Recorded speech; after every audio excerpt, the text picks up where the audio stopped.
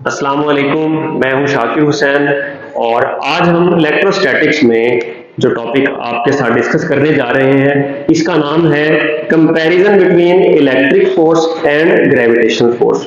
और इसके अलावा इसी लेक्चर के अंदर हम एक बहुत इंपॉर्टेंट कॉन्सेप्ट को डिस्कस करेंगे और वो है electric potential difference, electric potential at a point due to point charge. तो इसमें से जितने भी वैरायटी ऑफ क्वेश्चंस बन सकते हैं उन सारे क्वेश्चंस को हम इंशाल्लाह डिस्कस करेंगे और ये लेक्चर सुनने के बाद इंशाल्लाह आपका इलेक्ट्रिक पोटेंशियल का जितना भी मसला है वो सारा हल हो जाएगा। तो आइए पहले कंपैरिजन छोटा सा है इसको डिस्कस कर लेते हैं और इसके बाद हम इंशाल्लाह इलेक्ट्रिक पोटेंशियल की तरफ जाएंगे। तो इसमें देखिएगा मैंने कुछ पॉइंट्स लिख दिए, वक्त बचाने के लिए लिखे हैं। तो दो बातें, पहले तो हम इनमें डिफरेंस देखेंगे, what is difference between electric force and gravitational force, difference इनमें कौन कौन से पॉइंट्स हैं। तो पहला पॉइंट देखिएगा, जो इलेक्ट्रिक फोर्स है ये एक्ट करती है बिटवीन टू चार्जेस, ये दो चार्जेस के दरमियान में एक्ट करती है और इसको हमने डिटेल में पढ़ा होगा कूलम्स लॉ में भी। और इसका फॉर्मूला क्या है, F E is equal to K Q1 Q2 over R square, ठीक है। और इसमें K क्या चीज है, K कांस्टेंट है और इसकी वैल्यू आपने पढ़ी 9 cos 10⁹ न्यूटन मीटर स्क्वायर पर कूलम स्क्वायर। और जो इलेक्ट्रिक फोर्स है ये स्ट्रॉन्ग फोर्स है। जब मैं कह रहा हूं ना स्ट्रॉन्ग फोर्स है तो ये इसके मुकाबले में ग्रेविटेशनल फोर्स के मुकाबले में स्ट्रॉन्ग है।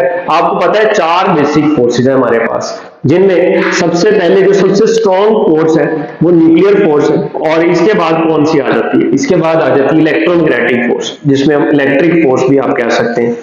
और तीसरे नंबर पर वीक न्यूक्लियर फोर्स और चौथे नंबर पर हम किसको पढ़ते हैं, ग्रेविटेशनल फोर्स। तो ग्रेविटेशनल फोर्स है ना ये सबसे वीक है, तो इसके मुकाबले में जो इलेक्ट्रिक फोर्स है वो स्ट्रॉन्ग है, ठीक है। तो हमने यहां लिखा ये कौन सी फोर्स है, स्ट्रॉन्ग फोर्स है। अच्छा, ये डिपेंड करती है मीडियम पर, डिपेंड्स अपॉन मीडियम, मतलब दो चार्जेस के दरमियान में क्या मीडियम है, उसके मीडियम के चेंज होने से उनके दरमियान जो फोर्स है वो भी चेंज हो जाती है। और उसके बाद अगर ये मीडियम पर डिपेंड करती है तो हम ये कह सकते हैं कि हम इसको शील्ड कर सकते हैं, हम इसको रोक सकते हैं, तो कैन बी शील्डेड। अच्छा, अब एक और बात, अट्रैक्टिव हो सकती है या रिपल्सिव हो सकती है नेचर में, ठीक है। तो ये आपको पता है अनलाइक चार्जेस में ये अट्रैक्टिव होती है और लाइक चार्जेस में ये क्या होती है, रिपल्सिव होती है। और इसका क्या काम है, ये बॉन्ड करती है किसको, एटम्स को और मॉलिक्यूल्स को। मैं यहां लिख देता हूं बॉन्ड्स एटम्स और मॉलिक्यूल्स। तो अब देखें, अगर आपने ये समझ लिए बातें तो अब यही बातें ऑपोजिट करके हमने इसमें लिख देनी है। अगर आपको ये रेडी है और ये आपके ज़हन नशीन है और आपको पता है इनका, तो इसके बारे में ये बातें लिखना बहुत आसान हो गया।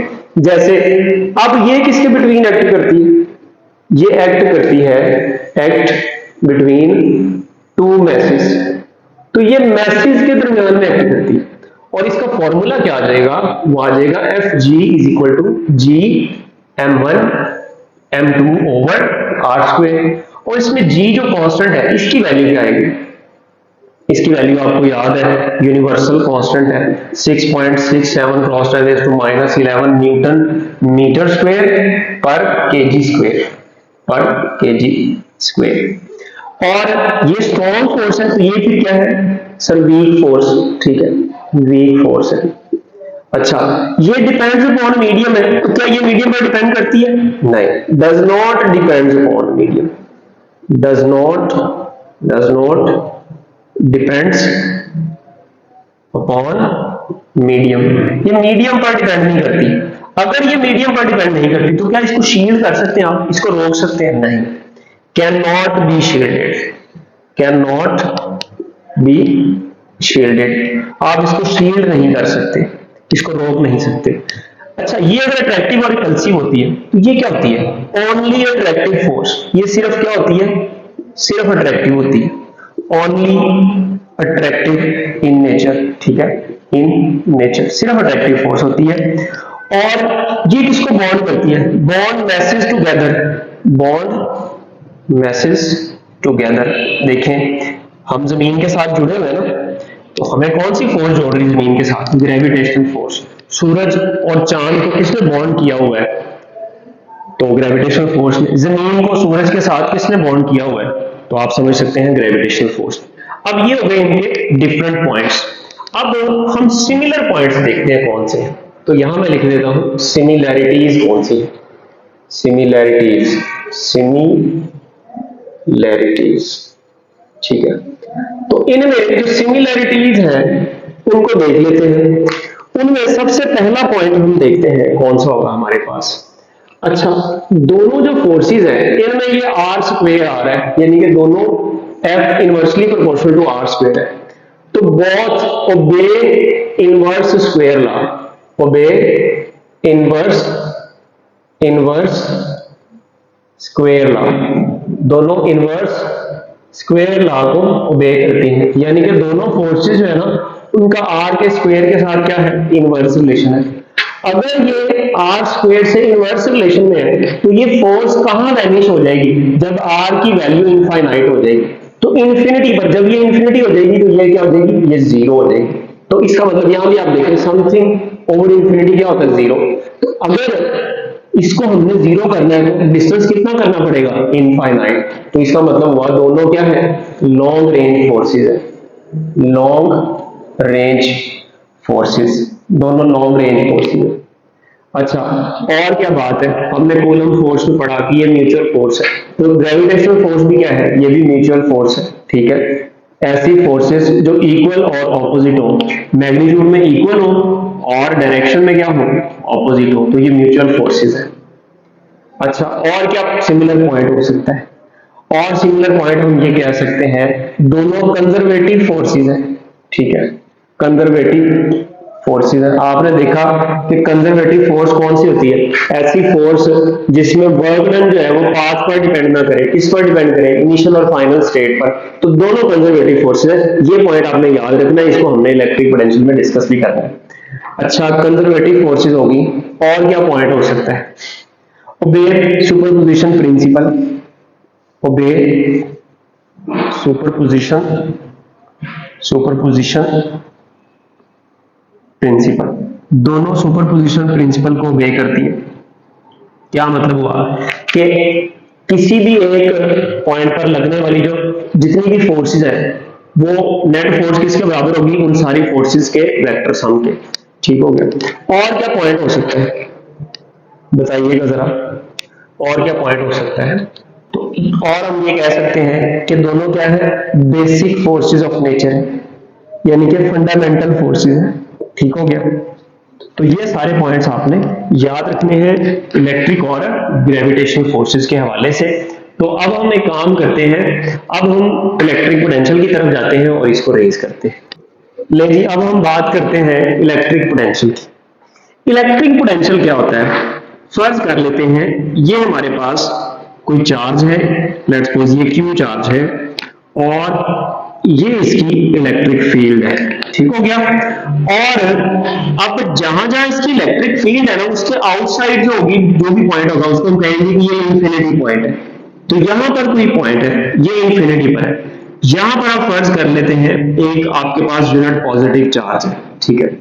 अब इस यूनिट पॉजिटिव चार्ज को आपने यहां से उठा करना फील्ड के अंदर, लेट्स सपोज ये भी पॉइंट ए है, यहां लेके आना है, तो इसको मैं बी कह देता हूं।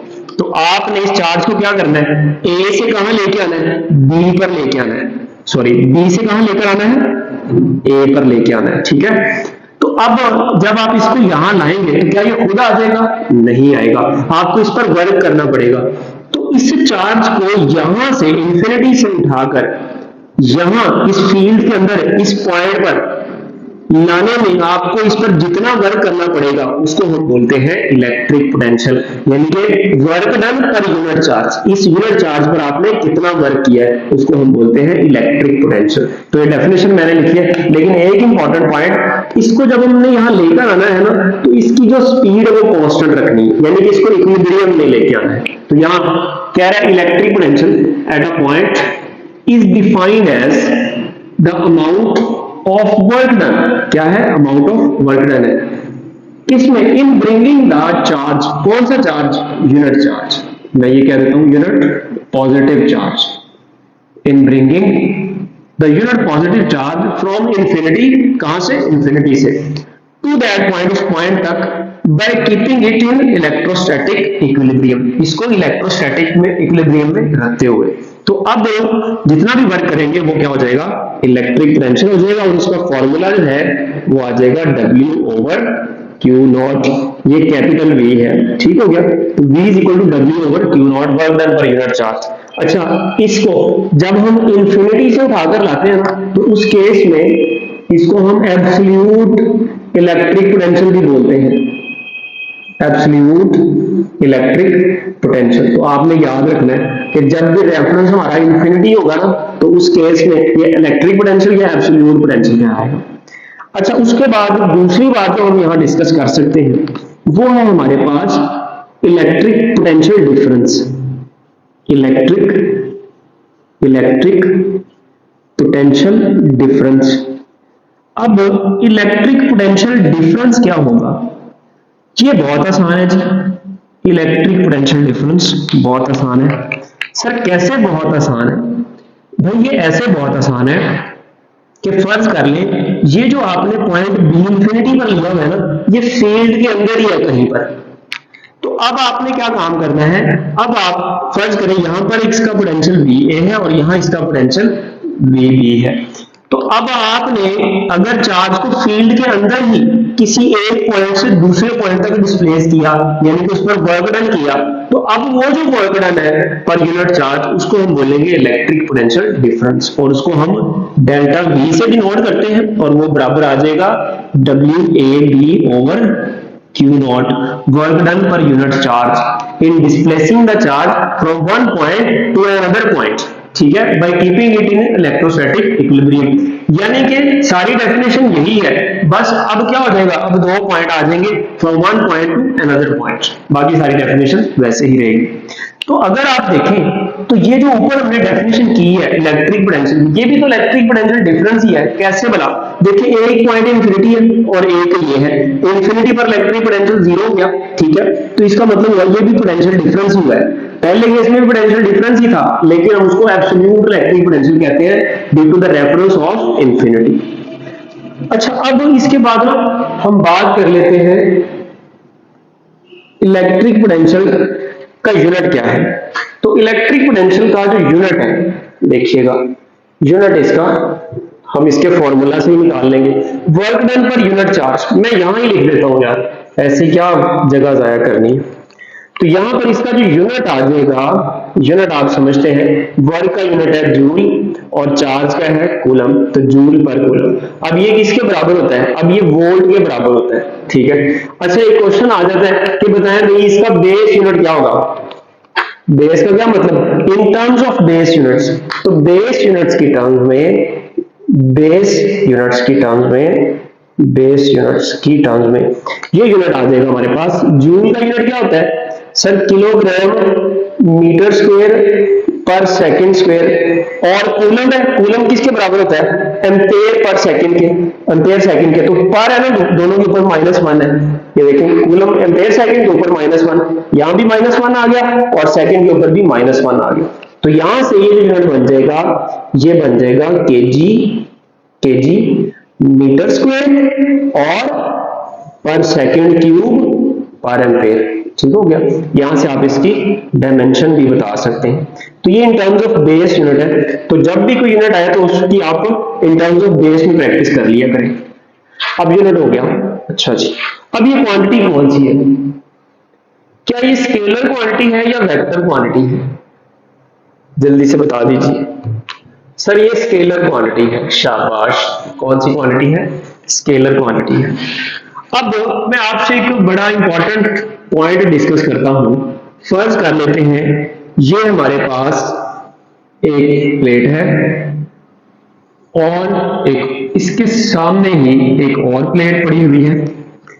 इस प्लेट पर पॉजिटिव चार्ज है और इस प्लेट पर नेगेटिव चार्ज है। आपको एक बात पता है कि इलेक्ट्रिक फील्ड की डायरेक्शन किधर होगी, पॉजिटिव से नेगेटिव की तरफ। मुझे बताएं कौन सी प्लेट हाई पोटेंशियल पर है। सर आप कहेंगे ये जो पॉजिटिव प्लेट है। कौन सी प्लेट लो पोटेंशियल पर है, आप कहेंगे सर नेगेटिव प्लेट। ये मैं ए कह देता हूं, इसको मैं बी कह देता हूं। अब यहां ना दो बातें मैं डिस्कस करूंगा। पहली बात मैं डिस्कस करूंगा for positive charge, for positive charge, यानी कि यूनिट पॉजिटिव चार्ज है उसके केस में मैं पहली बात डिस्कस करूंगा। फर्ज करें हमारे पास कोई यूनिट पॉजिटिव चार्ज है, ये ले लें प्लस क्यू नॉट है। अब इसके दो केसेस हो सकते हैं। पहला केस क्या हो सकता है कि ये unit positive charge along the direction of electric field move कर रहा है। किधर मूव कर रहा है? अलोंग द इलेक्ट्रिक फील्ड, यानी कि चार्ज मूव करे, मूव्स, नहीं आपको पता मूव जब कह रहा हूं चार्ज यूनिट चार्ज की बात हो रही है, मूव्स अलोंग इलेक्ट्रिक फील्ड। तो जब चार्ज इलेक्ट्रिक फील्ड के अलोंग मूव करेगा, फर्ज करें आपने इसको यहां रख के ना छोड़ दिया है, अगर आपने इसको यहां रख के छोड़ दिया है तो जब ये इधर जाएगा तो जरा बताइएगा इसकी पोटेंशियल एनर्जी इंक्रीज करेगी या डिक्रीज करेगी? सर देखें, अगर यहां रखा है ना तो ये पॉजिटिव इसको रिपेल करेगा और ये नेगेटिव अट्रैक्ट करेगा, तो ये खुद मूव कर सकता है, मतलब इसमें पहले पोटेंशियल एनर्जी स्टोर है। तो जब ये इधर खुद जा रहा होगा, जैसे जैसे इधर जाएगा पोटेंशियल एनर्जी डिक्रीज करती जाएगी। तो इस केस में पोटेंशियल एनर्जी क्या करेगी? पोटेंशियल एनर्जी डिक्रीज करेगी। ठीक हो गया। अच्छा बताइए जरा किनेटिक एनर्जी क्या करेगी? सर किनेटिक एनर्जी गेन करेगा ये। तो किनेटिक एनर्जी गेन करने का मतलब है किनेटिक एनर्जी क्या करेगी? इंक्रीज करेगी जब unit positive charge along the electric field move करेगा। दूसरा पॉइंट जो इंपॉर्टेंट है फॉर, बल्कि इसी का एक और पॉइंट कि जब चार्ज किधर मूव करे? Against the electric field, moves against electric field. Charge ना इलेक्ट्रिक फील्ड के अगेंस्ट मूव कर रहा है। देखिएगा पहले ये इधर जा रहा था, अब यही चार्ज जो है ये ऑपोजिट डायरेक्शन में जा रहा है। अब बताएं क्या होगा? फर्ज कर लें आपने इसको ऐसे मूव करा के छोड़ दिया, ठीक है, तो अब इसकी पोटेंशियल एनर्जी क्या करेगी?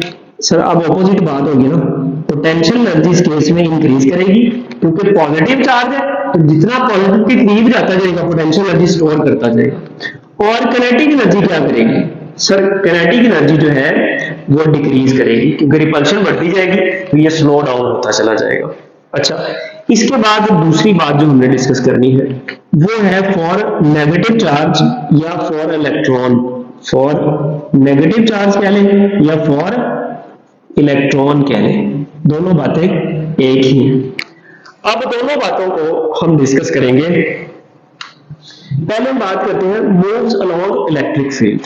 तो पहले किधर बात करनी है? Along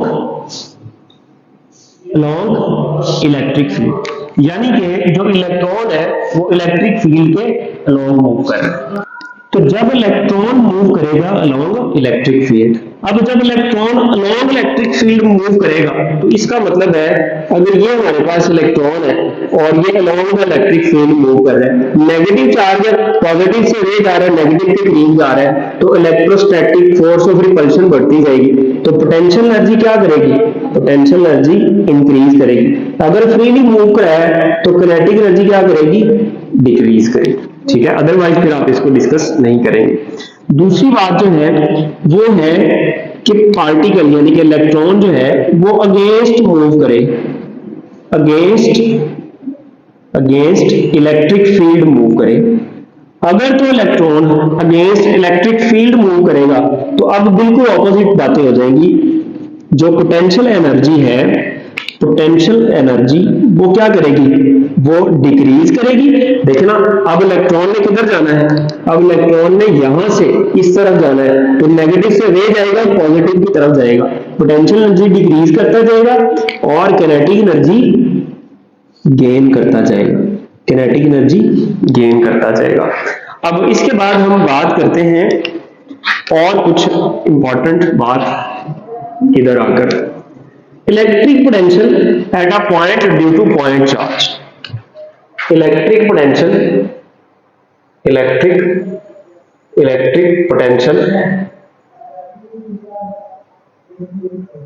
eight a point due to point charge. ठीक है, एक पॉइंट चार्ज की वजह से किसी पॉइंट पर इलेक्ट्रिक फील्ड की वैल्यू क्या होगी उसको हम देखें। तो इलेक्ट्रिक पोटेंशियल फर्ज कर लेते हैं हमारे पास ये यूनिट पॉजिटिव चार्ज है, तो इससे किसी डिस्टेंस पर ये इलेक्ट्रिक फील्ड की डायरेक्शन होगी इससे किसी डिस्टेंस पर, यहाँ कह लें किसी भी पॉइंट पर, ए पर, बी पर, तो ये डिस्टेंस आप इससे मूव करते जा रहे हैं, लेट्स सपोज ये डिस्टेंस आर है, तो इस पॉइंट पर इलेक्ट्रिक पोटेंशियल की वैल्यू क्या होगी अगर ये चार्ज क्यू हो। तो उसके लिए हमारे पास फॉर्मूला है जिसकी आपने प्रॉपर डेरिवेशन की हुई है, जो कि हम यहां नहीं करने वाले। तो आपने ये पढ़ा हुआ है, ये बराबर आ जाता है के क्यू ओवर आर के। तो ये फॉर्मूला आ गया हमारे पास electric potential at a point due to point charge के लिए। अब यहां से हम बहुत सारी बातें डिस्कस करेंगे। पहली बात तो यहां से ये समझ आ रही है कि जो इलेक्ट्रिक पोटेंशियल है, इलेक्ट्रिक पोटेंशियल उसका आर के साथ क्या है, इनवर्स रिलेशन है। अब अगर तो क्यू चेंज हो रहा हो, जो कि यूजुअली बात नहीं होती इस तरह की, तो अगर क्यू चेंज हो रहा हो तो फिर इसका मतलब है, और आर कांस्टेंट रहे तो फिर वी का क्यू के साथ डायरेक्ट रिलेशन हो जाएगा, लेकिन वो ज्यादा डिस्कस नहीं होता। अब इससे ना मैं एक एमसीक्यू आपसे पूछता हूँ। एमसीक्यू बहुत आसान है, एमसीक्यू में मैं यही डायग्राम यूज कर लेता हूँ, बल्कि यहां नीचे बना लेते हैं। ये पॉजिटिव चार्ज है और इस पॉजिटिव चार्ज से यहां इस पॉइंट पर 1 पर इसका जो पोटेंशियल है वो V है। तो जल्दी से बताइए, जब आप पॉइंट 4 पर होंगे तो यहां पर इलेक्ट्रिक पोटेंशियल कितना हो जाएगा? ऑप्शन में दे देता हूं। ये हो जाएगा V/2, ये हो जाएगा 2V, ये हो जाएगा 4V, या ये हो जाएगा V/4। जल्दी से बता दें। सर इतना हलवा सवाल पूछ लिया आपने। देखिए अभी आप बता रहे हैं कि अगर डिस्टेंस बढ़ता जाएगा तो इलेक्ट्रिक पोटेंशियल कम होता जाएगा। ठीक है, अब देखिए ना, यहाँ एक इसको ये इक्वल इंटरवल आपने बनाया, फर्स्ट कर लिया ये 1 सेंटीमीटर है। अगर 1 सेंटीमीटर की डिस्टेंस पर V है तो अब डिस्टेंस कितना हो गया, 4 सेंटीमीटर। तो ये कितने टाइम बढ़ गया, 4 टाइम। तो ये 4 टाइम क्या कर देगा, डिक्रीज कर देगा। तो सर यहाँ ऑप्शन जो आ जाएगा वो डेल्टा हो जाएगा। ठीक है, आप इसको प्रॉपर सॉल्व भी कर सकते हैं। V2 over V1 equal to R1 over R2 values put करके आप इसको सॉल्व भी कर सकते हैं, तो आंसर यही आएगा। आइए इसको अब नेक्स्ट स्टार्ट करते हैं। ये मैंने आपके सामने एक डायग्राम बनाई है, इसमें कोई ये आइसोलेटेड पॉजिटिव चार्ज है। अब मेरा सवाल ये है, आपको पता है कि इसकी वजह से जो इलेक्ट्रिक फील्ड की डायरेक्शन होगी ये away from the positive charge होगी। तो मैंने आपके सामने 2 पॉइंट्स यहां ले लिए, ए और बी। मेरा सवाल ये है कि ए पर इलेक्ट्रिक पोटेंशियल ज्यादा होगा या बी पर ज्यादा होगा? जल्दी से बता दीजिए, शाबाश। अब आप कहेंगे सर ए पर इलेक्ट्रिक पोटेंशियल ज्यादा है। क्यों ज्यादा है भाई? सर देखिए ना, फॉर्मूला है V equal to k q over are. अगर आर बढ़ता जाएगा यानी कि डिस्टेंस चार्ज से बढ़ता जाएगा तो इलेक्ट्रिक पोटेंशियल कम होता जाएगा।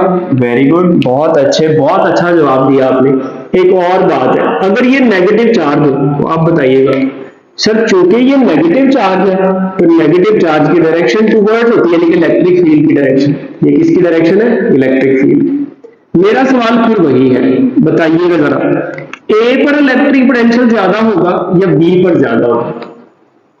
VA ज्यादा है या VB ज्यादा है? कौन सा ज्यादा है? तो आप कहेंगे सर ग्रेटर अब जो है ना, अब वो VB है। बात हो रही है कि नहीं हो रही? अब VB ग्रेटर क्यों है? देखिएगा, इसका जो फॉर्मूला है ना, V is equal to minus k q over r, क्योंकि नेगेटिव है, नेगेटिव चार्ज है। इसको मैं यूं भी लिख सकता हूं, minus V is equal to k q over r. अब होगा क्या, अगर आप डिस्टेंस बढ़ाएंगे ना चार्ज से, यानी कि इससे आप जैसे जैसे दूर जाते जाएंगे तो ये कम होता जाएगा, लेकिन ये कम नेगेटिव होता जाएगा। मेरा आपसे सवाल ये है, अगर आपसे ये पूछा जाए बताओ भाई 0 वोल्ट ज्यादा है या -5 वोल्ट, तो आप क्या जवाब देंगे? बिल्कुल दुरुस्त, -5 वोल्ट कम है और 0 वोल्ट ज्यादा है। तो इट मीन्स कि यहां पर अगर हम देखें तो यहां पर ज्यादा नेगेटिव वोल्टेज है और यहां पर कम नेगेटिव है। तो जहां कम नेगेटिव होगा वहां ज्यादा होगा। तो ये भी यहां से ना बड़ा इंपॉर्टेंट पॉइंट आपको समझ आ गया, और मैं लिख भी देता हूं कि जो इलेक्ट्रिक पोटेंशियल है ये क्या करता है, ऑलवेज डिक्रीजेस, हमेशा डिक्रीज करता है। किधर? Along the electric field. कि इलेक्ट्रिक फील्ड के अलोंग आप मूव करेंगे ना तो हमेशा जो इलेक्ट्रिक पोटेंशियल की वैल्यू वो डिक्रीज होगी। इधर जा रही ना इलेक्ट्रिक फील्ड, तो यहाँ इलेक्ट्रिक पोटेंशियल ज्यादा है, जैसे इसके तरफ जाते जाएंगे यहाँ इलेक्ट्रिक पोटेंशियल कम हो गई, यहाँ और कम हो गया। तो इसी तरह से इसमें आप देखें, ये इलेक्ट्रिक फील्ड लाइन की डायरेक्शन ये है, तो यहाँ पर इलेक्ट्रिक पोटेंशियल ज्यादा है, यहाँ कम है, यहाँ और कम, जैसे जैसे इधर जाते जाएंगे इलेक्ट्रिक पोटेंशियल की वैल्यू कम होती जाएगी। अब ना बड़ा इंपॉर्टेंट एमसीक्यू भी आता होता है और कॉन्सेप्ट भी है, फॉर सिमिलर चार्जेस।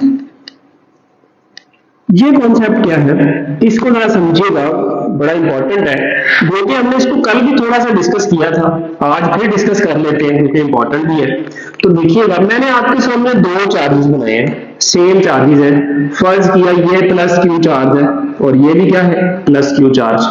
तो सवाल ये है, what will be electric field at the centre, इसके सेंटर पर ये कोई पॉइंट P है, यहां पर बताएं इलेक्ट्रिक फील्ड क्या थी।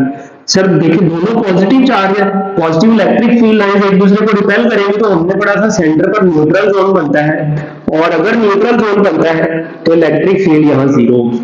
अच्छा चलो फिर बता दो भाई, इलेक्ट्रिक पोटेंशियल क्या होगा यहाँ पर। सर वो भी जीरो, नहीं भाई वो जीरो नहीं होगा, अब उसको निकाल लेते हैं। तो V नेट जो है वो हमारे पास आ जाएगा V1 प्लस V2, इसको मैं V1 कह देता हूं, इसको मैं V2 कह देता हूं। V1 क्या है, K Q over R, R वाला क्या यहां मैंने लिया है, यहां से यहां तक का डिस्टेंस को मैंने R कह दिया, और यहां से यहां तक के डिस्टेंस को भी मैंने R कह दिया, क्योंकि सेंटर पर लिया ना, तो KQ ओवर R, और इसका भी KQ over R plus KQ over R।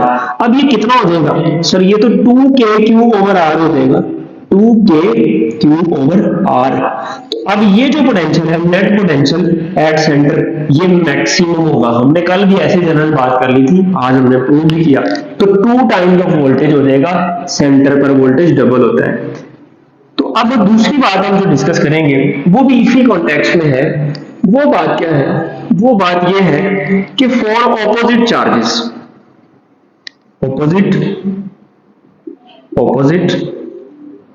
Charges, अगर दो चार्जेस हमारे पास सिमिलर नहीं है, ऑपोजिट है, फिर क्या बात होगी। देखिए, एक हमारे पास है ये पॉजिटिव चार्ज और एक हमारे पास है ये नेगेटिव चार्ज, ये भी माइनस, ये प्लस क्यू चार्ज है और ये माइनस क्यू चार्ज है। अब जरा बताएं, सेंटर पर इलेक्ट्रिक फील्ड क्या होगी इस पॉइंट पर। आप कहेंगे सर अब इलेक्ट्रिक फील्ड जो है वो मैक्सिमम होगी, हमने कल पढ़ा भी था, ठीक है, सेंटर पर इलेक्ट्रिक फील्ड क्या होगी, मैक्सिमम होगी। सेंट्रल पर इलेक्ट्रिक पोटेंशियल भी बता दें सर, ये अभी इसी फॉर्मूला से निकाल लेते हैं, Vn मतलब net potential at point P, तो वो आ जाएगा V1, या मैं इसको कह देता हूं पॉजिटिव, प्लस क्या आ जाएगा V नेगेटिव। V पॉजिटिव क्या है sir, KQ over R, V negative क्या है sir, minus KQ over R, दोनों कैंसिल हो गए, तो यहाँ नेट पोटेंशियल क्या आ गया, जीरो। तो अब आपने देखा, अगर दो ऑपोजिट चार्जेस हो और सेम मैग्नीट्यूड के चार्जेस हो, तो फिर सेंटर में जो इलेक्ट्रिक पोटेंशियल बनता है वो क्या होता है, जीरो होता है। Very important. अगर सर दोनों चार्जेस सेम हो लेकिन इक्वल मैग्नीट्यूड के ना हो, तो भाई दरमियान में तो कहीं इलेक्ट्रिक पोटेंशियल जीरो नहीं होगा। तो इलेक्ट्रिक पोटेंशियल जीरो किस केस में होता है, तो इलेक्ट्रिक पोटेंशियल जीरो होता है ऑपोजिट चार्जेस के केस में। मिसाल के तौर पर मैं आपसे यूं कहता हूं कि एक है पॉजिटिव चार्ज और इससे कुछ डिस्टेंस पर है नेगेटिव चार्ज। ये जो पॉजिटिव चार्ज है 1, इसको मैं कह देता हूं ये प्लस 2Q चार्ज है, और ये जो नेगेटिव चार्ज है इसको मैं कह देता हूं ये माइनस Q चार्ज है। और इन दोनों के दरमियान में जो डिस्टेंस है वो फर्ज कर लेते हैं, वो डिस्टेंस है D। टोटल डिस्टेंस क्या है इन दोनों के दरमियान में, D। अब मुझे बताएं इलेक्ट्रिक पोटेंशियल जीरो किसके करीब होगा, बस इतना जवाब दें। सर इसकी इलेक्ट्रिक फील्ड ज्यादा है, ठीक है, इसकी कम है, तो यहां ऑलमोस्ट जो है यहां पर किसके करीब, ये किसके करीब बन रहा है, स्मॉलर चार्ज। तो स्मॉलर चार्ज के करीब एक ऐसा पॉइंट हो सकता है, होगा जहां पर, बल्कि होगा जहां पर इलेक्ट्रिक पोटेंशियल में क्या होना है, जीरो होना है। अब ये डिस्टेंस कितना फर्ज कर लेते हैं ये स्मॉलर चार्ज से डिस्टेंस है x, तो फिर लार्जर चार्ज से कितना हो जाएगा सर, टोटल d है और ये x है, तो ये कितना हो जाएगा d माइनस एक्स। आप बताएं अब ये कितने डिस्टेंस पर बन रहा है इलेक्ट्रिक पोटेंशियल जीरो। अगर मैं आपसे कह दूं कि डिस्टेंस जो है ये d, ये 12 मीटर है, डिस्टेंस कितना है 12 मीटर, 12 मीटर ज्यादा कर दिया सर, सेंटीमीटर ले चले सेंटीमीटर। अब बताएं कि ये जो नेगेटिव पोटेंशियल, जो पोटेंशियल जीरो हो रहा है वो नेगेटिव से कितने करीब है, कितने डिस्टेंस पर है। तो अब आप कहेंगे सर वही फॉर्मूला हमारे पास, v negative equal to v negative नहीं, यहाँ vn होगा equal to v positive plus v negative. अब vn इस पॉइंट पर, या मैं इसको vp कह दूं, वो क्या लेना है हमने, जीरो लेना है, ठीक है, और यहाँ जीरो होगा। अब यहाँ v पॉजिटिव कितना है 2k q ओवर r, क्योंकि ये q की जगह क्या आ जाएगा 2q, और v नेगेटिव कितना है minus k q over r। अब इसको ना लेफ्ट पर ले आए, अब r की जगह सॉरी यहाँ क्या आएगा d माइनस एक्स, और यहाँ क्या आ जाएगा x आ जाएगा, क्योंकि ये डिस्टेंस x है पॉइंट से और ये d माइनस एक्स। इसको लेफ्ट पर ले आए, ये आ जाएगा k q over x equal to 2k q over d minus x. अब होगा क्या, k भी गायब हो जाएगा, q भी गायब हो जाएगा, अब क्रॉस मल्टीप्लीकेशन कर दें तो ये आ गया d minus x equal to 2x। अब इस माइनस एक्स को ना राइट पर ले लें, ये कितना हो जाएगा d इक्वल टू आ जाएगा x plus 2x that is 3x। यहां से x किसके इक्वल आ गया सर, x इक्वल टू आ गया d बाई 3 के, d बाई 3 के। तो इससे जो डिस्टेंस है वो d बाई 3 है, या मैंने वैल्यू कितनी बताई थी 12 सेंटीमीटर ओवर 3, तो कितने सेंटीमीटर, तो आप कहेंगे सर ये 4 सेंटीमीटर। तो अब नेगेटिव चार्ज से इसका डिस्टेंस अगर 4 सेंटीमीटर है तो by one get one free, जल्दी से बता दें पॉजिटिव चार्ज से कितना डिस्टेंस होगा। तो अब आप कहेंगे सर 4 टोटल 12 है, तो 12 माइनस 4 कर दें तो पॉजिटिव चार्ज से ये कहां से है, ये नेगेटिव से, तो पॉजिटिव से जो जुड़ेगा वो हो जाएगा d minus x that is 12 minus 4 that is 8 centimetre. Okay हो गया। तो अगर इस तरह का सवाल आ जाए तो फिर आप इसको इस तरीके से सॉल्व करेंगे। अब मैं ना आपसे एक क्वेश्चन पूछ लेता हूं, तो क्वेश्चन बहुत मजे का है, you will enjoy it. Question में शायद आपसे ये कह रहा है कि फर्ज कर ले आपके पास एक स्क्वायर है, इस स्क्वायर को मैं नाम दे देता हूं कॉर्नर्स को ए बी सी और डी। इसमें आपसे ये कहा जा रहा है कि अगर बी कॉर्नर पर, सी कॉर्नर पर और डी कॉर्नर पर प्लस 4 माइक्रोकूलम चार्ज, कितना हो प्लस 4 माइक्रोकूलम, हर कॉर्नर पर कितना चार्ज है प्लस 4 माइक्रोकूलम चार्ज है। तो जल्दी से बताएं इसके सेंटर पर इलेक्ट्रिक फील्ड कितनी होगी, ठीक है, E कितनी होगी एंड वोल्टेज कितना होगा एट सेंटर, सेंटर पर इलेक्ट्रिक फील्ड बताएं और वोल्टेज बताएं। अब इस पॉइंट पर इसको मैं O कह देता हूं, यहां पर हमने दो बातें बतानी। अब E के मैं ऑप्शन दे देता हूं आपको, E का ऑप्शन है लेट्स सपोज, पहले का ऑप्शन मैं आपको दे देता हूं। एक और बात, यहां पर जो डिस्टेंस है ना ये 1 मीटर है, कितना है 1 मीटर। अब एक ऑप्शन मैंने दे दिया 7.2 क्रॉस 10 रेज टू 4 न्यूटन पर coulomb towards a. Beta option में दे देता हूं 3.2 क्रॉस 10 रेज टू 4 न्यूटन पर कूलम टूवर्ड्स ए, और चार्ली ऑप्शन में दे देता हूं 3.2 क्रॉस 10 रेज टू 4 न्यूटन पर कूलम टूवर्ड्स सी, और डेल्टा ऑप्शन में आपको दे देता हूं 0। जल्दी से बताइएगा इस सेंटर पर ये इलेक्ट्रिक फील्ड है फिलहाल, क्योंकि न्यूटन पर कूलम से आप समझ रहे हैं। इसके बाद मैं आपको इलेक्ट्रिक पोटेंशियल की बात भी करूंगा। तो इलेक्ट्रिक फील्ड बता दीजिए सर, सॉल्व के बाद हम तो 0 लगा रहे हैं। अच्छा चलें देखते हैं। देखिए इस पॉइंट पर इलेक्ट्रिक फील्ड निकालनी है, आपके पास ये एक बॉक्स है यानी कि एक स्क्वायर है, तो अगर मैं इसकी वजह से इलेक्ट्रिक फील्ड देखूं, मैं यहां डायगोनल बना लेता हूं, ये मैंने एक डायगोनल बना लिया, ठीक है, और इसका भी मैं डायगोनल बना लेता हूं। अब ये जो सेंटर है O अब मुझे पता है ये भी पॉजिटिव चार्ज है, तो इसकी वजह से जो इलेक्ट्रिक फील्ड होगी वो ये होगी, इसको मैं कह देता हूं ई डी। अब ये भी पॉजिटिव चार्ज है, इसकी वजह से जो इलेक्ट्रिक फील्ड होगी वो इस तरफ होगी और वो होगी ई डी। ठीक हो गया। और ये यहां पर भी चूंकि चार्ज पड़ा हुआ है, तो इसकी वजह से जो इलेक्ट्रिक फील्ड होगी उसकी डायरेक्शन होगी इस पॉइंट पर, वो इस डायरेक्शन में लग रहा हो, वो होगी ई सी। ठीक हो गया। अब क्या इधर कोई डायरेक्शन होगी इलेक्ट्रिक फील्ड की? नहीं, यहां कोई चार्ज नहीं रखा मैंने। तो अब यहां से आप देख सकते हैं, चूंकि इलेक्ट्रिक फील्ड का फॉर्मूला हमारे पास क्या होता है, E is equal to k q over are square. अब देखें हर एक का डिस्टेंस, इस D का भी डिस्टेंस और D का भी सेंटर से डिस्टेंस क्या है, सेम है। Q भी क्या है, दोनों, ये भी 4 माइक्रोकूलम, ये भी 4, ये भी कांस्टेंट है। तो ये सारी कांस्टेंट, मैग्नीट्यूड दोनों का क्या है, कांस्टेंट। अगर दोनों का मैग्नीट्यूड कांस्टेंट है तो डायरेक्शन क्या है, डायरेक्शन सर ऑपोजिट है। अब देखिए जरा, इलेक्ट्रिक फील्ड चूंकि एक वेक्टर क्वांटिटी है, तो दो वेक्टर ऑपोजिट हो और मैग्नीट्यूड में इक्वल हो तो वे एक दूसरे को क्या कर देते हैं सर, कैंसिल कर देते हैं।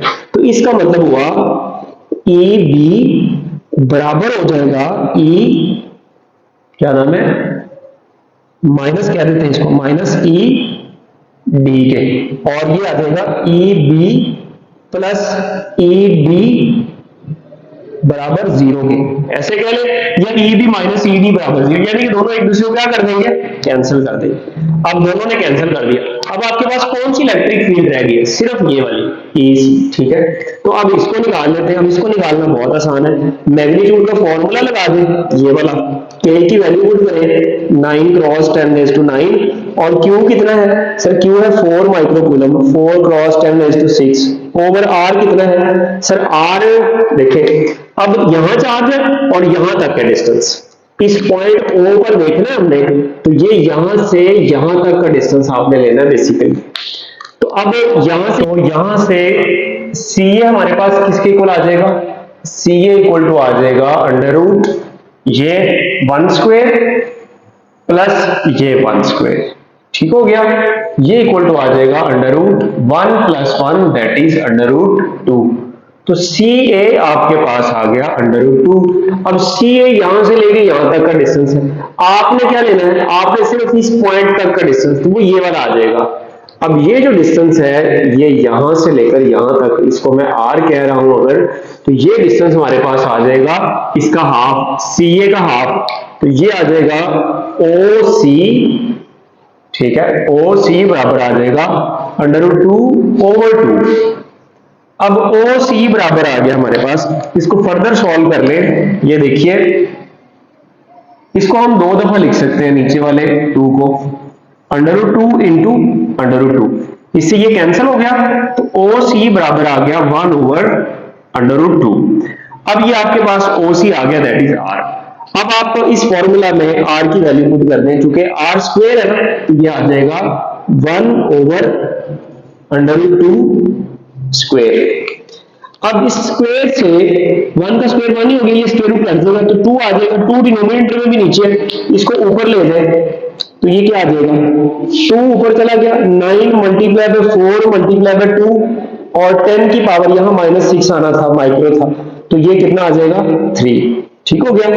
अब 2 4 are 8, 8 9 are 72 मल्टीप्लाई 10⁻3, तो ये बराबर आ गया 7.2 क्रॉस 10⁻3 न्यूटन पर कूलम। अब इसकी डायरेक्शन किधर होगी, तो आप देख सकते हैं टुवर्ड्स ए, किधर है, टुवर्ड्स ए। ठीक हो गया, तो यहां से जो बेस्ट ऑप्शन बनेगा हमारे पास वो होगा अल्फा।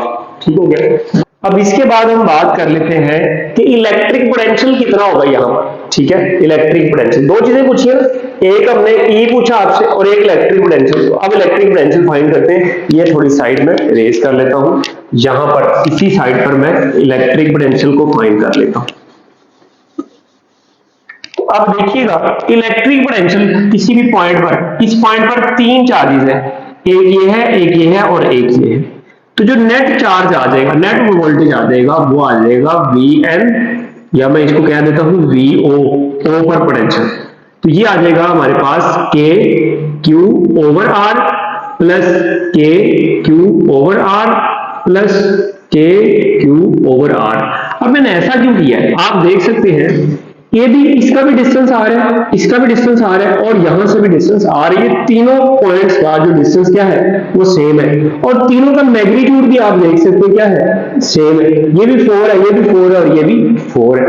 तो इसका मतलब हुआ VO यानी कि O पर जो पोटेंशियल है वो आ जाएगा 3 टाइम्स के क्यू ओवर आर। अगर इसमें ऑप्शन गिवन हो तो अब ये लगा देंगे, अदरवाइज वैल्यू पुट कर देंगे। तो VO इक्वल टू आ जाएगा 3 into 9 cross 10 raise to 9। Q की वैल्यू कितनी है हमारे पास, 4 cross 10 raise to -6 over R कितना है 1 ओवर √2। अब इसको फर्दर सॉल्व कर लेते हैं। 1 ओवर √2 जो है ये 1.4 होता है, तो डिनोमिनेटर में भी जब नीचे होगा तो ये ऊपर चला जाएगा। तो ये आ जाएगा 3 9 कितना हो गया, 3 9 27, या मैं इसको कह देता हूं, चले ये 27 आ गया और ये कितना आ गया, multiply by 4 multiply by 10 raise to 9 6 3 और ये 1 ओवर √2 है, डिनोमिनेटर में भी नीचे ऊपर चला जाएगा तो ये आ जाएगा √2। इसको फर्दर सॉल्व कर लेते हैं। 4 7 27 मल्टीप्लाई बाय √2 को हम क्या लिख सकते हैं, 4 multiply by 10 raise to 3 multiply by 1.4, ठीक है। और इससे अगर मैं पॉइंट को गायब कर दूं तो ये 14.10 आ जाएगा। अब यहां से एक गया 2 बच गए तो 14 4 अब इसको हम फर्दर सोल्व करते हैं। 27 और 14 4 4 4 16 4 1 4 प्लस 1 56, तो ये आ गया 56 और 10 रेज टू कितना आ गया मल्टीप्लाई 2 आ गया। अब इन दोनों को मल्टीप्लाई कर ले, 56 मल्टीप्लाई बाय 27, 7 6 42, ये 2 आ गया 4 आ गया हमारे पास रिमेनिंग, तो 7 5 35 प्लस 4 39 और यहां से 2 6 12 1 कॉमन आ गया और 2 5 10 प्लस 1 ये आ गया 11। तो अब ये आ गया 2 और ये आ गया 1, 9 प्लस 2 11 1 आ गया, 3 प्लस 1 4 और 1 5 और ये आ गया 15 12। तो 15 12 क्रॉस 10 रेज टू कितना आ गया 2। आप इसको फर्दर यूं भी लिख सकते हैं 1.5 क्रॉस 10 रेज टू, यहां से पॉइंट इधर लेकर आए ना तो ये आ जाएगा 10 रेज टू 5 और वोल्टेज का यूनिट क्या होगा वोल्ट। तो ये हमारे पास वोल्टेज आ जाएगा कहां पर, एट पॉइंट O। इसी तरह से अगर मैं आपसे कहूं, आपने खुद सवाल करना है, ये कोई पॉइंट है P और इससे 1 सेंटीमीटर के डिस्टेंस पर एक चार्ज है, लेट्स सपोज 1 कूलम, और इससे 1.5 सेंटीमीटर के फासले पर एक चार्ज है -1 कूलम, ठीक है। और इससे फिर 1 सेंटीमीटर के फासले पर चार्ज है +1 कूलम। तो आप बताएं इस पॉइंट पर इलेक्ट्रिक पोटेंशियल कितना होगा, ठीक है। ये आपने खुद क्वेश्चन करना है, ये इसी तरह से मिलता जुलता क्वेश्चन है। चलिए जी, अब मैं इसको रेज करके ना और आपसे बातें करता हूं कुछ। आइए अब हम एक और कॉन्सेप्ट की बात करते हैं, वो है इलेक्ट्रॉन वोल्ट। इलेक्ट्रॉन वोल्ट क्या होता है, तो इलेक्ट्रॉन वोल्ट की डेफिनेशन मैंने आपके सामने लिख दी है, the amount of energy acquired और लॉस्ट, कौन सी, the amount of energy acquired और lost by an electron when it traverse through a potential difference of 1 volt. फर्ज कर लेते हैं हमारे पास ये दो प्लेट्स हैं A और B।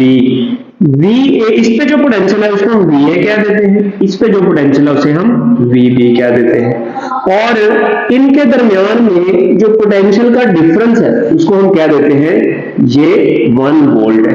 कितना है 1 वोल्ट। अब यहां से इलेक्ट्रिक फील्ड की डायरेक्शन आपको पता है ये है। अगर मैं एक बात करता हूं कि यहां पर हमारे पास एक इलेक्ट्रॉन है और वो इलेक्ट्रॉन जो है वो इस जगह पर है, ठीक है। अब आप इसको यहां प्लेस करके ना छोड़ देते हैं, तो अब ये खुद इधर जाएगा या आपको इसे मूव करवाना पड़ेगा। आपने इस इलेक्ट्रॉन को यहां रखा, आप अगर नेगेटिव प्लेट के पास रखा ना तो नेगेटिव इस नेगेटिव को क्या करेगा, रिपेल करेगा। तो आपने इसको यहां रिलीज किया, अब ये इधर मूव करना शुरू कर देगा। यहां पर इसके पास थी पोटेंशियल एनर्जी, ठीक है, इलेक्ट्रिक पोटेंशियल एनर्जी, जैसे ही आपने इसको छोड़ा, अब ये इस पोटेंशियल एनर्जी से मूव करना शुरू कर देगा किसकी तरफ, इस पॉजिटिव प्लेट की तरफ। और इसकी पोटेंशियल एनर्जी हमने पढ़ा, पोटेंशियल एनर्जी क्या करती जाएगी, डिक्रीज करती जाएगी, और ये क्या गेन करता जाएगा, ये काइनेटिक एनर्जी गेन करता जाएगा। ठीक है, अब यही चाहे वो काइनेटिक एनर्जी गेन कर रहा हो, यानी कि the amount of energy acquired और लॉस, चाहे ये एनर्जी गेन कर रहा है या लॉस कर रहा है, लेकिन कब, उस केस में जब पोटेंशियल डिफरेंस कितना हो, 1 वोल्ट का।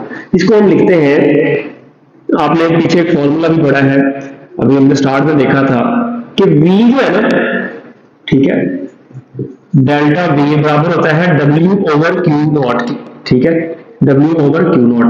तो यहां से W की जगह हम डेल्टा U भी लिख सकते हैं, एनर्जी। ठीक है, तो यहां से W यानी कि डेल्टा U किसके इक्वल आ जाएगा, ये आ जाएगा Q डेल्टा V के। Q नॉट कहने Q कहने एक ही बात है। अब Q कितना है हमारे पास इस केस में, Q है हमारे पास 1 इलेक्ट्रॉन। ठीक है, चार्ज ऑफ 1 इलेक्ट्रॉन, और पोटेंशियल डिफरेंस कितना है, 1 वोल्ट। तो ये आ जाएगा 1 इलेक्ट्रॉन वोल्ट। ठीक हो गया, तो ये आपके पास एनर्जी आ गई।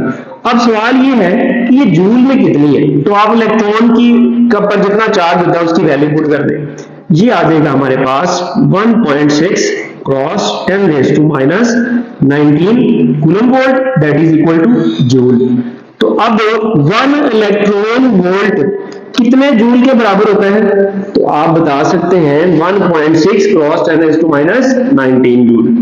और दूसरी बात, अगर मैं आपसे पूछूं कि 1 जूल कितने इलेक्ट्रॉन वोल्ट के बराबर होता है, तो यहां से आप इसको नीचे डिवाइड करा देंगे, यानी कि 1 जूल इक्वल टू आ जाएगा 1 ओवर 1.6 क्रॉस 10⁻⁻19। तो अब इसको सॉल्व करेंगे आप, ये आ जाएगा 6.25 क्रॉस 10⁻18 इलेक्ट्रॉन वोल्ट की। ठीक हो गया, तो 1 जूल कितने इलेक्ट्रॉन वोल्ट होता है, 6.25 क्रॉस 10⁻18 इलेक्ट्रॉन। अब एक बात याद रखिएगा, वो कौन सी बात, कि जो इलेक्ट्रॉन वोल्ट है ना, ये माइक्रोस्कोपिक लेवल पर यूज होता है। कहां यूज होता है, माइक्रोस्कोपिक लेवल पर। क्या मतलब हुआ इस बात का, इसका मतलब ये है कि जब आप फोटॉन्स को डिस्कस कर रहे होते हैं ना, फोटॉन्स की एनर्जी को, तब आप इलेक्ट्रॉन वोल्ट में एनर्जी लेते हैं, या जब आप डिस्कस कर रहे होते हैं इलेक्ट्रॉन की एनर्जी को, प्रोटॉन की एनर्जी को, यानी कि सब एटॉमिक पार्टिकल्स की एनर्जी को, तब हम उसको इलेक्ट्रॉन वोल्ट में मेजर करते हैं। अब इसके बाद में एक और कॉन्सेप्ट है इक्विपोटेंशियल सरफेस का। इक्विपोटेंशियल सरफेसेस, इक्विपोटेंशियल सरफेस कौन सी होती है, जरा इसको देखिएगा। फर्स्ट कर लेते हैं, हमारे पास एक चार्ज है, ये पॉजिटिव चार्ज है, और इससे आप एक इक्वल डिस्टेंस पर जाते हैं। फर्स्ट कर लेते हैं, यहां से ये एक सर्कल हमने ले लिया जिसका ये सेंटर है चार्ज, यहां से ए, बी और सी और डी, ये सारी जो डिस्टेंस है ना, ये आर है, ये डिस्टेंस क्या है, इक्वल है। अब यहां बताएं पोटेंशियल कहां ज्यादा होगा, किस पॉइंट पर पोटेंशियल ज्यादा होगा। सर आपने बताया हुआ है V बराबर होता है के क्यू ओवर आर के। अब यहां पर के भी कांस्टेंट, क्यू भी ये चार्ज कांस्टेंट है ये वाला, ठीक है, और आर भी सर सारे पॉइंट्स पर सेम है। तो इसका मतलब हुआ यहां पर वोल्टेज, यहां पर वोल्टेज, यहां पर और यहां पर, हर पॉइंट पर वोल्टेज क्या रहेगा, यानी कि पोटेंशियल क्या रहेगा, सेम रहेगा। तो इसका मतलब ये हुआ कि इक्विपोटेंशियल सरफेस एक ऐसी सरफेस होती है जिसमें पोटेंशियल क्या होता है, इक्वल होता है। ठीक है, a surface at which electric potential remains same. ठीक है, तो वो कहां होगी, ये चूंकि इसके राउंड अबाउट एक 3D में ये होती है इलेक्ट्रिक फील्ड, तो 3D में आप किसी भी यानी कि डिस्टेंस पर जाएं और वो हर पॉइंट में इक्वल डिस्टेंस पर हो। आप ये समझ लें कि ये चार्ज है, इसके गिर्द आप एक फुटबॉल कंसीडर कर लें और उसके सेंटर पर चार्ज कंसीडर कर लें, तो फुटबॉल की सरफेस जो है वो इक्विपोटेंशियल सरफेस होगी। ठीक है, अब इक्विपोटेंशियल सरफेस की प्रॉपर्टीज याद रखिएगा। इसमें V क्या होता है, कांस्टेंट होता है। इसमें डेल्टा V क्या होता है, इसमें डेल्टा V होता है 0। ठीक है, 0। और इसमें वर्क डन क्या होता है, वर्क डन, WAB अगर मैं कहूं, मैं आपसे पूछता हूं बताओ भाई WAB का कितना आएगा, A से B जब आप जाते तो ये भी क्या होगा, ये भी जीरो होगा। कैसे जीरो होगा, अब देखिए delta V equal to W over q naught, चूंकि यहां पर डेल्टा V जीरो है तो W भी क्या आ जाएगा, जीरो आ जाएगा। शाबाश। अब एक और बात, ये जो इक्विपोटेंशियल सरफेस होती है ना, इसका इलेक्ट्रिक फील्ड लाइन के साथ हमेशा 90 डिग्री एंगल होता है, ठीक है। फॉर एग्जांपल यहां पर मैं अगर ये इलेक्ट्रिक फील्ड कंसीडर करूं तो इसका इस इक्विपोटेंशियल सरफेस के साथ एंगल जो बन रहा है वो कितना है, 90 डिग्री। तो मैं यहां एक लाइन लिख सकता हूं, E makes 90 degree with equipotential surface. तो जो इलेक्ट्रिक हमारे पास जो फील्ड है वो इक्विपोटेंशियल सरफेस के साथ कितना एंगल बनाती है, इक्विपोटेंशियल सरफेस के साथ 90 डिग्री बनाती है। कितना बनाती है, 90 डिग्री। ये भी आपने याद रखना है। अब मैं ना आपसे एक आध एमसीक्यू डिस्कस करता हूं और फिर हम इस टॉपिक को क्लोज करते हैं। फर्ज कर लिया कि एक पार्टिकल है, उसको आपने फील्ड में एक जगह से दूसरी जगह लेकर जाना है। अच्छा, यहां मैं इक्विपोटेंशियल की एक और बात कर दूं। फर्ज करें ये हमारे पास BA है और ये BB है, तो इसके सेंटर पर ना मैं एक लाइन लगा देता हूं और मैं आपसे पूछता हूं बताइए यहां A पर इलेक्ट्रिक पोटेंशियल ज्यादा होगा या B पर इलेक्ट्रिक पोटेंशियल ज्यादा होगा। तो अब आप कहेंगे सर ये चूंकि यहां इस चार्ज से इक्वल डिस्टेंस पर है या इधर से भी इक्वल डिस्टेंस पर है, तो चूंकि डिस्टेंस इक्वल है तो यहां पर ये जो सरफेस है ये इक्विपोटेंशियल सरफेस बन जाएगी। ठीक हो गया, तो यहां पर भी इक्विपोटेंशियल सरफेस का काम कर रही होती है। और यहां पर मैं सवाल आपसे ये पूछा था कि एक चार्ज है आपके पास, उसको आप एक पॉइंट से दूसरे पॉइंट तक ले जाने में जो वर्क कर रहे हैं, लेट्स सपोज वो 6 जूल है, ठीक है, और चार्ज की जो अमाउंट है वो है 0.02 कूलम। तो जल्दी से बताएं पोटेंशियल डिफरेंस कितना होगा, जल्दी से बता दें। शाबाश, बहुत आसान क्वेश्चन है, इसको आप बड़ी आसानी से कर लेंगे। सर ये तो आपने बताया ना delta V is equal to W over Q, तो W कितना है सर, W 6 जूल है और डेल्टा Q कितना है 0.02, तो इसको मैं 2 ओवर 100 लिख सकता हूं। पॉइंट की जगह 1 लगा दिया और ये 2 डिजिट्स हैं तो उसकी जगह 2 जीरो लगा दिए। 2 3 6 और ये 100 डिनोमिनेटर में भी नीचे ऊपर ले जाए, 3 into 100 तो ये आ जाएगा 300 वोल्ट। ठीक हो गया जी। अब एक और क्वेश्चन है, इससे मिलता जुलता क्वेश्चन मैंने आपको करा दिया है और ये वाला क्वेश्चन अब आपने खुद करना है। क्वेश्चन क्या है, क्वेश्चन बहुत आसान है। ये एक ना ट्राइंगल है और ये इक्विलेटरल ट्राइंगल है, ठीक है, ये क्या है, इक्विलेटरल ट्राइंगल है। जहां पर जो चार्ज है वो प्लस क्यू है, यहां पर भी प्लस क्यू है और यहां पर भी प्लस क्यू है। ठीक हो गया।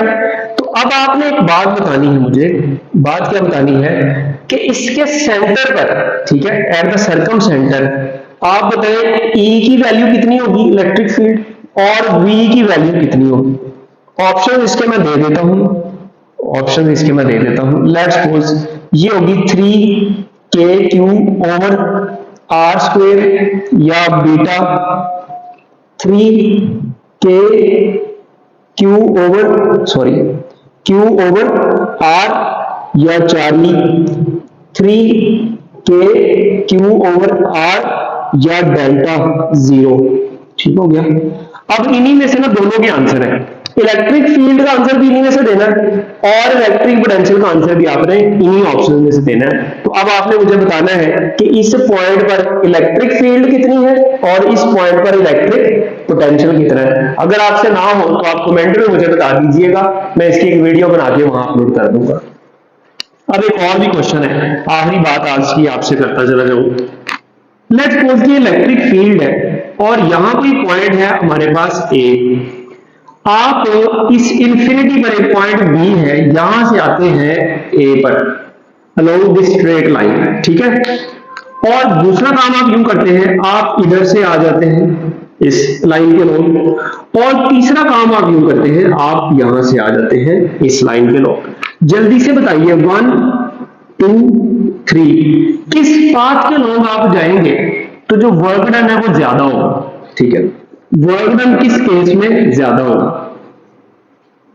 हाँ जी, आंसर बताइए। सर सेम होगा। सेम क्यों होगा भाई? इसलिए सेम होगा क्योंकि हमने अभी इस लेक्चर के स्टार्ट में ये बात पढ़ी है कि जो इलेक्ट्रिक फील्ड है वो कंजर्वेटिव फील्ड होती है। और कंजर्वेटिव फील्ड कौन सी होती है? कंजर्वेटिव फील्ड एक ऐसी फील्ड होती है जिसमें वर्क डन जो है वो पाथ पर डिपेंड नहीं करता, फिर वो किस पर करता है? इनिशियल और फाइनल पोजीशन पर या इनिशियल और फाइनल स्टेट पर। अब एक आखिरी बात मैं आपसे जरूर डिस्कस करूंगा, और वो आखिरी बात कौन सी है उसके लिए ये जगह बची हुई है हमारे पास, इसको हम यूटिलाइज करते हैं। आखिरी बात ये है कि जल्दी से बता दें ग्राफ क्या बनेगा फॉर पॉजिटिव चार्ज, ठीक है, for positive charge. Positive charge के लिए ग्राफ क्या होगा और नेगेटिव चार्ज के लिए ग्राफ क्या होगा? पॉजिटिव चार्ज के लिए ग्राफ क्या होगा? किसका? इलेक्ट्रिक पोटेंशियल का। तो पॉजिटिव के लिए हमें पता है प्लस v बराबर होता है के क्यू ओवर आर। तो ये जो हमने ग्राफ बनाना है ये वोल्टेज, ठीक है, और किसके बिटवीन बनाना है? आर के बिटवीन। तो आप आसानी से बता देंगे सर v और r में इनवर्स रिलेशन है ना, तो इसका ग्राफ u बनेगा। ठीक हो गया। फॉर नेगेटिव चार्ज बताएं, for negative charge, negative charge के लिए ग्राफ कैसा बनेगा? तो नेगेटिव चार्ज के लिए ग्राफ आपको पता है ये कुछ इस तरह का बनेगा। अगर हम x एक्सिस के लॉन्ग डिस्टेंस ले लें और y एक्सिस के लॉन्ग पोटेंशियल डिफरेंस ले लें, तो इस केस में जो हमारा ग्राफ बनेगा वो कुछ इस तरह का ग्राफ बनेगा। अब ये इस तरह का ग्राफ क्यों बनेगा? इस तरह का ग्राफ इसलिए बनेगा क्योंकि आपको पता है शुरू में यहाँ ये नेगेटिव वैल्यू है और जैसे जैसे डिस्टेंस बढ़ता जाएगा तो ये कम पॉजिटिव होती है, कम नेगेटिव होती जाएगी। यहां पर मैं इसको जीरो कह देता हूं। जीरो कहां पर होगी? जीरो ये इंफिनिटी पर जाके होगी। ये भी कहीं जीरो होगा? बिल्कुल इंफिनिटी पर जाकर जीरो होगा। तो ये ग्राफ भी आपने याद रखने हैं। तो मैंने ऑलमोस्ट तमाम चीजें डिटेल में डिस्कस करने की कोशिश की है और मुझे उम्मीद है कि आपको लेक्चर समझ आया होगा, और आपसे दरख्वास्त है कि अपनी दुआओं में याद रखिएगा। और इंशाल्लाह एमसीक्यूज अभी इसमें कम है क्योंकि अभी आपको पता है ये लेक्चर दूसरा है।